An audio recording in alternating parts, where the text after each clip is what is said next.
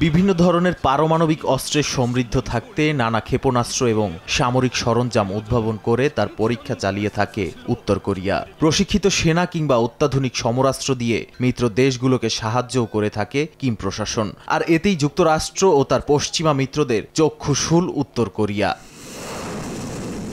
উত্তর কোরিয়ার ক্ষেপণাস্ত্র পরীক্ষার জবাবে দূরপাল্লার পারমাণবিক বোমারু বিমান নিয়ে দক্ষিণ কোরিয়া ও জাপানের সঙ্গে যৌথ সামরিক মহড়া চালালো যুক্তরাষ্ট্র।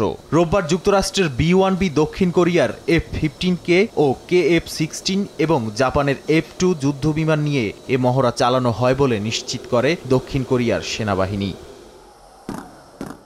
মার্কিন প্রশাসনের দাবি, যুক্তরাষ্ট্রে আঘাত হানার লক্ষ্য নিয়ে গেল বৃহস্পতিবার হুয়াসং-19 নামের আন্তঃমহাদেশীয় ব্যালিস্টিক ক্ষেপণাস্ত্র পরীক্ষা চালিয়েছিল কিম প্রশাসন। আর তা নিয়ে উত্তর কোরিয়ার সর্বোচ্চ নেতা কিম জং উন বলেছিলেন, বহিরাগত নিরাপত্তা হুমকিগুলো দমনে এটা সঠিক জবাব। অবশ্য উত্তর কোরিয়া 1 বছর আগেও ICBM ক্ষেপণাস্ত্র পরীক্ষা চালিয়েছিল। তবে যুক্তরাষ্ট্রের এমন মহড়ায় কোরীয় উপদ্বীপে উত্তেজনা আরও চরমে পৌঁছাতে পারে বলে ধারণা বিশ্লেষকদের। তবে অনেকেই বলছেন, মার্কিন প্রেসিডেন্ট নির্বাচনের মধ্যে যুক্তরাষ্ট্রের নজর কাটতেই এ পদক্ষেপ নিয়েছিল উত্তর কোরিয়া।